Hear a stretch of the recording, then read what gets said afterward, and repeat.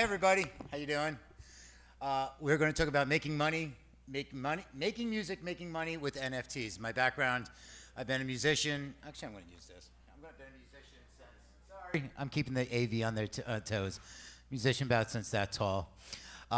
Worked in a whole bunch of different areas of the music industry, and also the crossover to Web3. So we are going to talk about that again. If you want to, you'll see that QR code up again later. And it's actually going to be, kind of if you want to pull out the phone for later on to show you it's part of the conversation. And that's where you can contact. That's all my information. And that link, we're going to be talking about that. That is a really important, integral part of this conversation. We're going to do this quickly, and we are going to talk about Web 2. Wait a second. We're at a NFT Web 3 conference. Okay, we'll talk a little about Web 3 because you're putting them together, you get Web 5. And that's where the crossover and the intersections really work. We're going to talk about your stack. We all know these logos. Everybody know these logos, very familiar. You're not making a lot of money on Instagram. You're not making a lot of money using Twitter or anything like that, but they're part of your engagement. Your data here, your data stack, is your website, your link tree, or something. I'm using examples, by the way, of companies, not promoting, but what I'm saying is services such as. So Linktree, MailChimp, Link, and that's what we're going to talk about a little bit, and Community for texting. This is where you capture the information for all your fans. Then we're going to talk about revenue. This is going back to the music industry. And it's got to do with your how do we do this and tie it in with your NFTs. Yeah, if you thought I was just going to talk about Web 2, here's some Web 3. Thanks, Coop, for putting this together. Probably some of those companies are already out of existence. But to continue, let's talk about fandom. It's the group of enthusiasts. These are the people that are going to buy your NFTs. They're going to come to your shows. They're going to listen to your streams, and they're going to engage with you. This is the powerful force for you. How are we going to take care of this? It's through your engagement stack. So if you look at these properties, whether you like Facebook, whether you like Meta, any of those companies, I know we're tired of the billion-dollar corporations taking our info and all that. We can get into that another time. But you can utilize these services. They're free, as we all know, for fandom, community engagement, communication, reach new audiences. What can you do with some of these? You can token gate. So using an NFT for access to your Discord. Short form videos, content, and call to actions. Our goal here is to drive people to your website and to your marketplace. Because what lives at your marketplace? Your NFTs. And your website is your biggest benefit for capturing more information and even be able to sell more through those marketplaces. We're going to get more into deep that.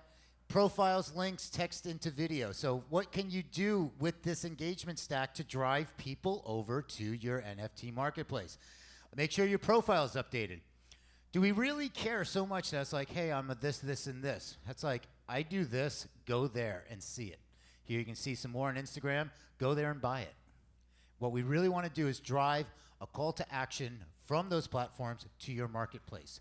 Links and different ones, text into video. If you're making short form video, make sure you're putting in text. Text, tell them, point it out. You're making a quick video, a little update. Say, by the way, while you're talking, here, go buy my NFT. These are all opportunities. They're easy and they're free. And we're going to talk about expecting the unexpected. I mean, who here expected that we're going to be talking about music NFTs, 5 years ago?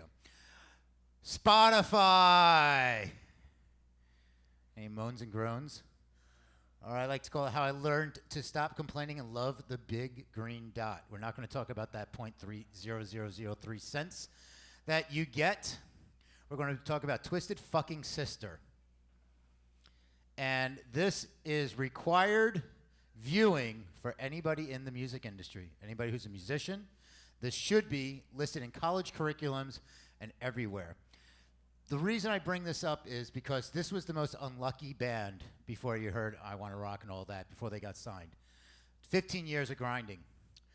They were selling out shows. They had an engaged audience. They could not get signed to a label. They could not get radio airplay. Not a single radio station would play them. And what's great about Web3 and NFT community? Visionaries coming up with new, cool ways. I call them the misfits. the people that are driving new ideas, being creative. How did they get their music played on radio? Think about this. They said, hey, you know, radio plays these commercials and we hear music. And that says, go do this. They bought a 60-second commercial spot and just played one of their songs for 55 seconds. The last 5 seconds was, go see us live. So when you're listening to the radio and it goes into a commercial, people are thinking they're listening to the radio, so they're hearing their music going, this is good. Oh, and they're playing. Fantastic. Brilliant. We start thinking about this in the Web3 way of utilizing these Web2 tools, such as the big green dot.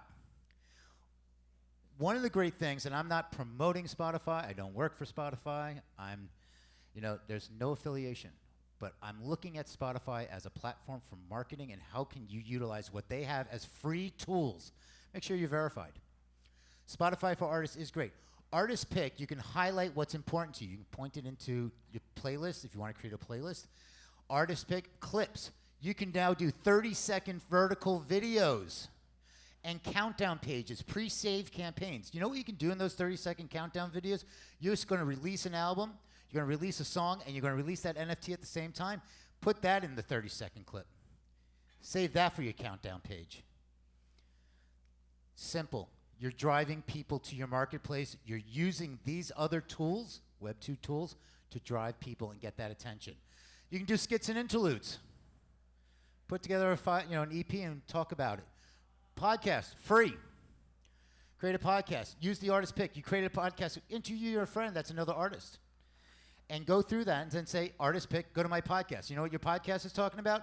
Your NFT drop coming up. What are you going to tell them in that podcast? Where to go find it. Calls to action for everything. Everywhere, everyone, go to your website and marketplace, tell them and take your NFT data, your metadata. When you make an NFT, tell them to go over to Spotify. Tell them to go. Make sure all that information is in there. Wow, I only got like 2.5. All right, let's go. Don't build your house on sand is the saying. You want to build on a solid foundation. Don't build your house on someone else's sand.